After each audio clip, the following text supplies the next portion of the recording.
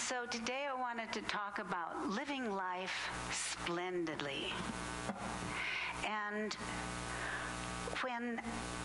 when I am in my truth, when I am feeling all that I can be, that's how I feel.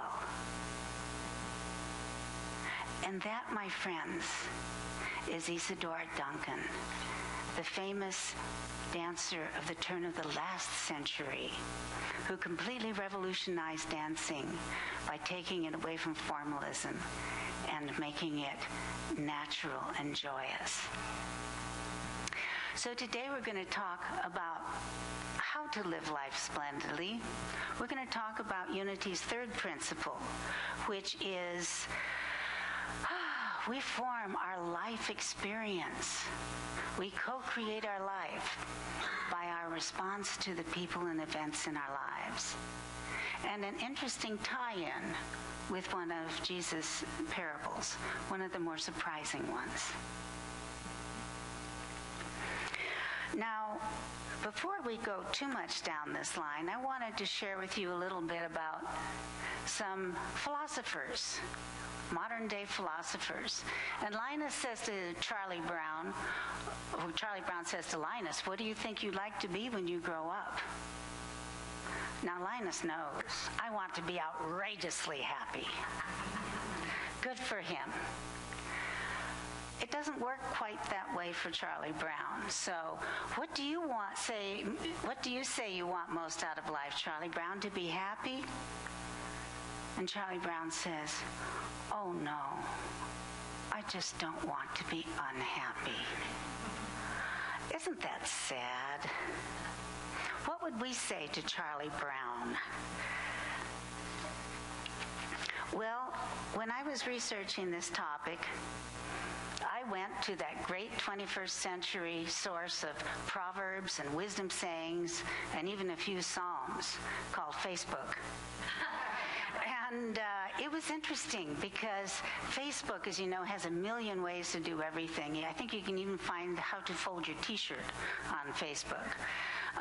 But there are millions of lists, or dozens of lists, about how to live life happily, how to live life joyously. And as I was reading through them, I realized something was missing from all of those lists. Nowhere did it say that you had to have a happy childhood, or a great spouse or partner, or a great job, or even chances in life. And I realized as I was looking, they were all talking about how life is lived from the inside out. And if you've ever seen that 1988 video, that's the first thing, Unity video, I forget the name of it right now, but it has Eric Butterworth. And the first thing he says is, life is lived from the inside out, not from the outside in. What happens out there doesn't really keep us from living life splendidly. We create our own experience in life, and this is one of our basic truths, right along with God is everywhere present, and if God is everywhere present, God is in us. A life of success is not a life without problems. A life of success is a life in which you acknowledge and accept and deal with the problems and challenges. And this is from Ralph Marston, who writes that wonderful dailymotivator.com. But is it a matter of simply seeing the truth in our lives? Or are we stuck in the yeah buts?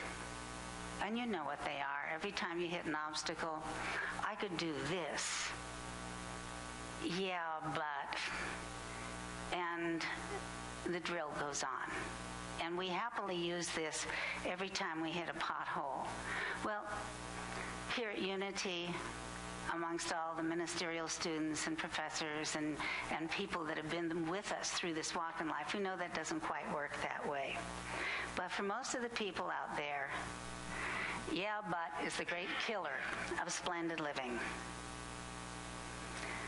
Yeah, but life is lived from the inside out. not from those things that happen to you. And we have lots of wonderful ways to do that in unity. We have meditation and prayer. Can you imagine what the world would be like if everybody meditated and prayed? That's something that we can share. We have affirmative prayer, phrasing things so that we're not asking for them, but knowing that they're already here. And when we have that strength within us, we can know it, and it's real. We have the consciousness of that wonderful power inside. Again, it's something that we need to go out into the world and share. And we have the great possibility maker. Now, Mindy Odlin has done some wonderful things with this brilliant question, what if? Because what if, the way she has done it, and she has workshops and she has all kinds of groups that get together on this, but it's a tool that we can use too. Because what if opens the doors. What if means that we don't have to stay stuck. We are the solution. We are the solution. We have the power to change our story. And this is one of the ways. We can say, yeah, but what if? And as an example, supposing you say, I lost my job. Yeah, recognizing the reality. But what if? What if this means you can go out and do something that you always wanted to do and were afraid to try because you had to have that daily paycheck? What if you answer your heart's highest calling? What if you allow people to come to you for what is your life's calling? We have, indeed, the power to change our story. Please understand, there are no defining moments in our lives that declare us forever a disaster, a failure, or abandoned. It doesn't matter how bad our childhoods were or how bad our current life is. It doesn't matter. I think of Viktor Frankl, that famous Austrian psychiatrist who was interned in the concentration camps. And he said that amidst the degradation, amidst the death all around them in the camp, the one thing the Nazis could never take away from them was their ability to choose how they felt about it. And he eventually, of course, was freed, and this is the gift that he has brought to the world. Learning to reframe our story is the key to our experience of life. Now, this has an interesting corollary. And that corollary is, my truth may not be your truth. In other words, I get to decide my response to the world around me. But you know what it's like in relationships? It works like that in the rest of the world too. I don't get to choose what you think. I don't get to choose what you feel. My truth may not be your truth. We cannot manipulate the world so that it gives us what we want it to. We can encourage. And when I think of encouragement, think about the last time you had a spat with someone that you were close to. It's like you can encourage them to talk, to tell you what's going on, to maybe even see your side, but you can't control them. And you can't make them think what you want to. And if you're in a situation where someone is trying to make you think the way you want to, it's time to think about possibly changing your life. So as I get to choose how I experience life, I don't get to choose how you experience life. We must know what is ours to do and what is not ours to do. I am responsible for my response. Now, as I was researching this talk, the word talents kept flipping up in my mind. And I groaned and I said, oh no, not that one, not that one. This is about the parable of the talents. And then I realized that the parable was really about what we've been talking about today. It's in Matthew 25. It's slightly different in Luke 19. And you know the story, and obviously I'm paraphrasing here, where the master is going to go away. And he gives each servant a little amount of money according to their abilities. And the third servant, he gives a talent. And I think the others got 5 talents and 10 talents. But the single talent, which Reverend Thorpe reminded me, is 15 days' wages for a person. And so master leaves, and the first two servants go out and they do wonderful things with the money. And they double the money. The third servant is afraid of his master. And frankly, he doesn't like him very much. And so he hides the money. In one, he buries it, and another, he wraps it in a handkerchief. And so when the master comes back, the master is thrilled with the two that made a lot of money for him. And then the third one actually says, you know, master, I was afraid because I know you are a harsh man. And I know you reap where you did not sow, and you glean where you did not scatter seed. And so I've saved your talent. And here it is. And the master loses his cool. I'm obviously paraphrasing here. And he says, you stupid fool, if you'd just given it to a banker, I could have gotten it back with interest. And he throws him into the outside where there is weeping and gnashing of teeth. Don't you just love that?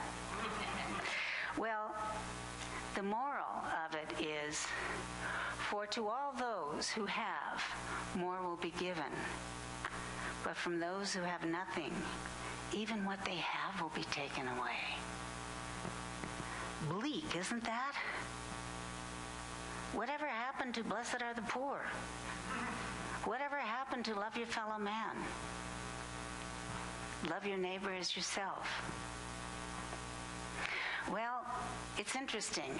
This saying by itself, not with the parable, but by itself, is in Mark, and it's also, for us Bible geeks, in the Gospel of Thomas. And so you have 3 sources that have identified this parable or this moral saying. So it's probable that Jesus really did say it.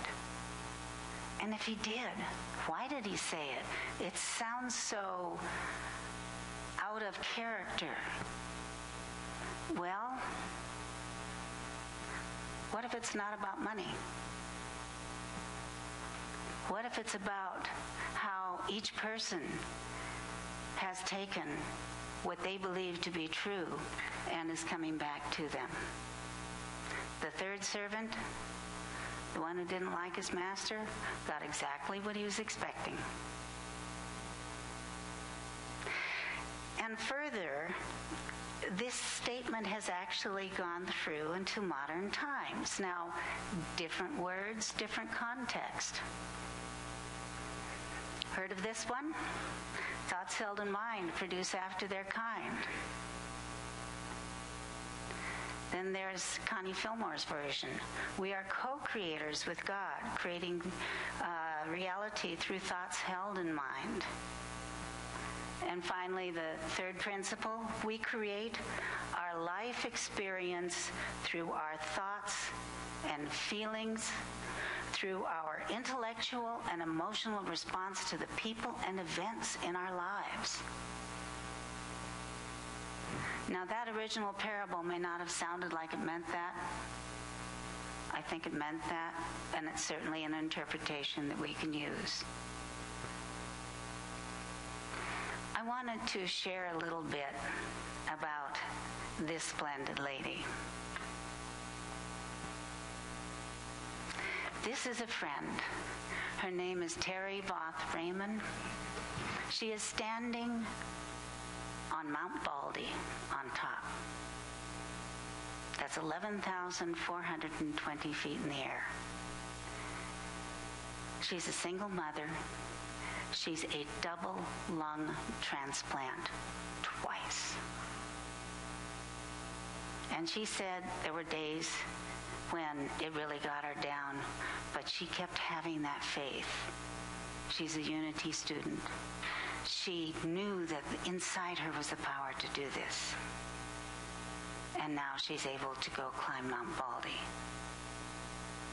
Incredible person, incredible faith. But each of us has that faith within us. Each of us has that power within us. In summary, we have the power to change our story.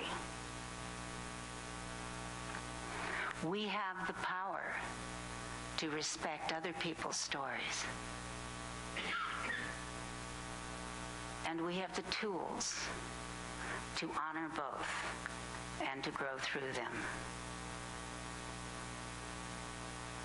We are so blessed. Living life splendidly is an inside job. And every person here, every person out there has the ability to live life splendidly. Thank you.